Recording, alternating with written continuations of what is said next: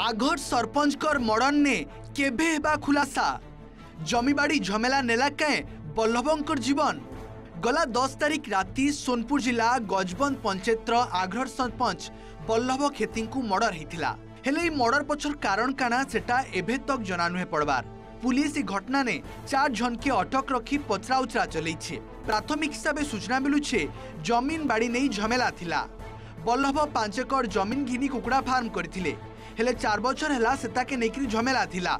हेले किए ई अभियुक्त आर से माने का करी बल्लभंकु मर्डर कले सेटा स्पष्ट नहीं हेबार। घटना ने दिन उतारू दिन जाउथिले भी पुलिस तदंतर दम नाइन बोलिकरी अभियोग हेउछे। मोर दादा राति आउतला 10 तारिख राति 10 ରୁ 11 बजे भितरे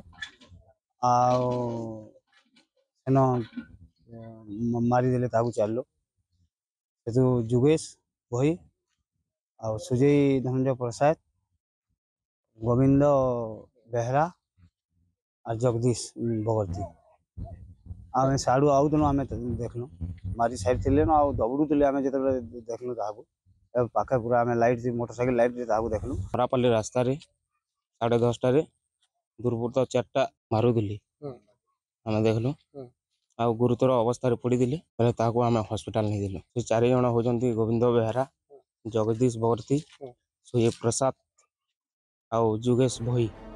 एभर गजबंद सरपंच बासंती खेती स्वामी होछन बल्लभ। गला 10 तारिख राति से निजर घर के फिरुथवार बेल के हत्यार ने आक्रमण करी अभियुक्त माने फेरार हेथिले। लुकंकर संगे तांकर भल संपर्क थिबा लगी सभे यादे घटनार तदंत संगे दोषी विरोध ने कार्यानुष्ठान दाबी करुछन। मर्डर दिन निजे एसपी घटना जाके आसी तदंत करथिले। एभे तार मास्टरमाइंड किए से तार तदंत होउछे बोली एसपी स्पष्ट करिछन।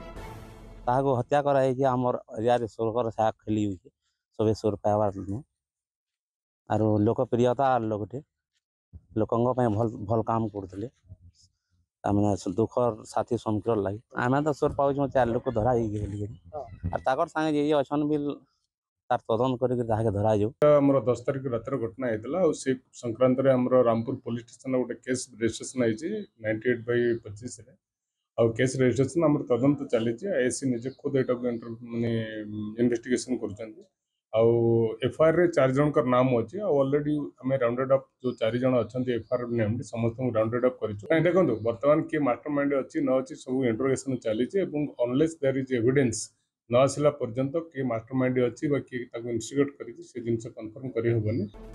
बिनकानु दिलीप साहू ओटीवी।